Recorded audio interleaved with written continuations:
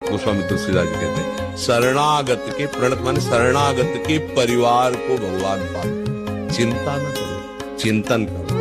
कई बार हमने सत्संग में सुना है, एक सोझा नाम जी के बहुत भगत थे, गृहस्थ। तो सत्संग और भजन के प्रभाव से उनको एक दिन लगा कि अब मेरा जीवन व्यर्थ संसार में जा रहा, अब मैं विरक्त होकर भगवान का भजन करूं। तो शास्त्र की बात आई कि तो ब्याह कर चुके हैं और नवजात शिशु बच्चा भी था, क्या करूं। तो पत्नी से उन्होंने कहा देखो हमारा निश्चय हो गया, अब हम भगवान का भजन विरक्त होकर करेंगे। आप पत्नी इसलिए आपसे हम कहते हैं कि यदि आप चाहो तो हमारे साथ चल सकते हो, और अगर आप ना चाहो तो ये सारी संपत्ति घर परिवार सब मुझे जाना।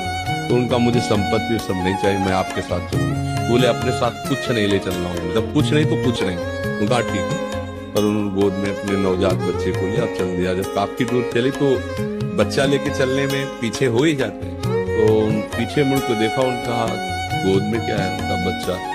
तो हमने कहा तो कुछ नहीं लेना है, तुम क्यों ले। बोले अभी नवजात बच्चे को कैसे छोड़ दे, चीता बहुत से तरह। बोले देखा इनका पालन पोषण कौन कर रहा है, तुम करते हो, छोड़ यही छोड़, अगर मेरे साथ चलना तो बच्चे को छोड़ दे, ऐसे ही। अब माँ तो माँ होती है ना, ठीक है, पति के आज्ञा के अनुसार, पर उनके हृदय में एक टीस होती है कि कभी कोई मुझे सूचना दे दे कि क्या हुआ होगा मेरे बच्चे का। उनके मन में था। तो कम से कम 12 वर्ष हो गए, पर उनके मन की वो पीड़ा नहीं गई कि एक बार तो मुझे पता चल जाती कि इनकी आज्ञा के अनुसार छोड़ दिया था, मेरा बच्चा मरा, कोई जंगली जानवर खा गया या क्या हुआ। सोझा जी ने देखा कि एक बात में अटकी हुई है। बोले चलो। तो 12 वर्ष में बाल और सब ऐसे बढ़ गए थे, तो पहचान में जाए, गाँव के बाहर रुके।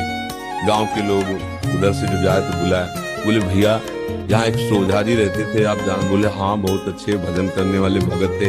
तो बोले वो विरक्त होकर के बाहर चले गए थे, उनकी पत्नी भी सुना साथ चली गई थी।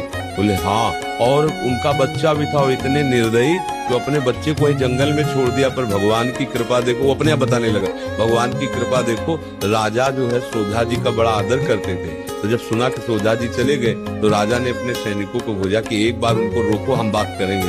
तो वो तो मिले नहीं, पर रास्ते में लड़का मिल गया हो, और राजा के लड़का नहीं होता था। तो उनका ऐसे भक्त का बालक हमें मिल गया, तो इसको हम गोद लेते हैं। बोले वो आज 12 वर्ष का राजकुमार है।